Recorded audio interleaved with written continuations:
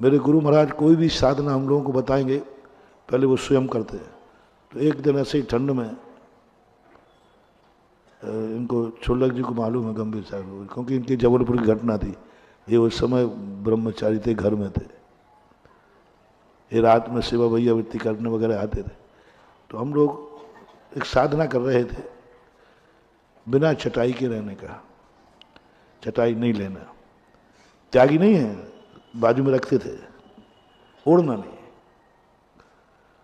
अब नया मुल्ला थोड़ा ज़्यादा नमाज पढ़ते हैं ना, तो अपन ने थोड़ा ज़्यादा ही करने की सोची, जितनी शक्ति नहीं है उससे ज़्यादा करने की सोची। कान में दर्द हो गया। आचार्य महाराज पाल किसी ने शिकायत कर दी, महाराज के कान में दर्द है, बहुत तेजी से दर्द हो रहा है। दूसरा और वकील था, उसने FIR लिखा दी। उन्होंने कहा महाराज जी वो चटाई नहीं लेते हैं रात में ठंड में। अब आचार्य, अच्छा ये बात है, बुलाओ। पेशी हो गई। पेशी होने के बाद क्यों चटाई कहाँ है? मैंने कहा रखी है। रखी तो है, रात में कहाँ रखते हो? मैंने कहा रखी रहती है, पर ओढ़ते क्यों नहीं हो? रखने के लिए दिए कि ओढ़ने के लिए दिए? अब क्या जवाब दे? उनसे पहले पूछा होता तो कहते आपसे पूछ तो लिया था, वो तो 2 नंबर में था। अब 2 नंबर का मामला ऐसा होता है ना, तो कह सको। यदि तुम्हारी पैसा किसी के 2 नंबर में पहुंच जाए ना, तो अब तुम कुछ नहीं कर सकते। वो दे दे तो ठीक, यही तो गड़बड़ है। मैं काहे के लिए, वो पूछ नहीं सकते थे क्या? बिना पूछे क्यों किया? और कौन कौन है? अब मेरी एक आदत है कि मैं फंसूं तो फंसूं, दूसरे को कभी नहीं फंसने देता। और कौन कौन है? मैंने कहा मैं तो नाम नहीं लूंगा। मैंने मेरी पेशी हो रही, उसकी और कराओ बेचारे की। कोई और तो होगा। मैंने कुछ नहीं बोला, मैंने बताने नहीं, बोलना ही नहीं। ये गुण तुम भी सीख लो। कभी कहीं फंस जाओ किसी में, तो सारा अपने सिर पर ले लेना, किसी दूसरे का नाम भी मत लेना। कोई तो तुम्हारे साथ होगा। नहीं,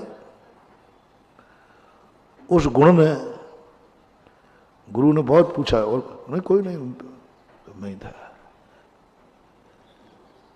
ठीक है जाओ, कल से चटाई ओढ़ना है जी। हमने चलो, जान बची तो लाखों पाए, लौट के बुद्धू घर के आए। क्या पता और कोई प्रायश्चित मिल जाता। आज ओढ़ने लगे, ठीक है, गुरु आज्ञा हो गई। और जो दूसरे ने, उनसे हमने कह दिया, मैंने कहा आपका नाम नहीं लिया, आप भी चुपचाप कर लो, नहीं तो कल आपकी बारी है। उनको आगे बताना तो पड़ेगा, नहीं तो वो कल के दिन वो फंस जाएंगे। तो मैंने बता दिया कि देखो साहब ऐसी ऐसी बात हुई है। तो उन्होंने कहा अच्छा था, तुमने मेरा नाम तो नहीं लिया। ओह, जो बात मैं कहना चाह रहा हूं, प्यार हुआ जबलपुर से मनागर पहुंचे, किसी को कोई पता नहीं। जो हम लोगों ने किया वो आचार्य ने शुरू कर दिया। किसी को पता नहीं, रात में वो चटाई को ओढ़ना बंद कर दिया, बस सीधे रख लेते थे। हम लोगों को पता चला तो हमने कही, हम लोगों ने किया तो डांट, अब इनको कौन डांटे? अब शुक्र पकड़ चालू हो ही जाएगी। वो तो देखो, छोटे को डांट पड़े, बड़ा भी कोई करे तो फिर तो छोटा है। अब कौन कहे? कोई नहीं, हम लोग देखते रहे। 2 महीने बाद आचार्य से बोले ठीक है, अब जिनको चटाई छोड़ना हो, नहीं ओढ़ना हो, वो साधना चालू कर सकता है। मैंने कहा 2 महीने पहले? मैंने आचार्य से कहा, मैंने 2 महीने। बोले उस समय मैंने साधना करके नहीं देखा था कि इससे कितना नुकसान है, कितना फायदा है।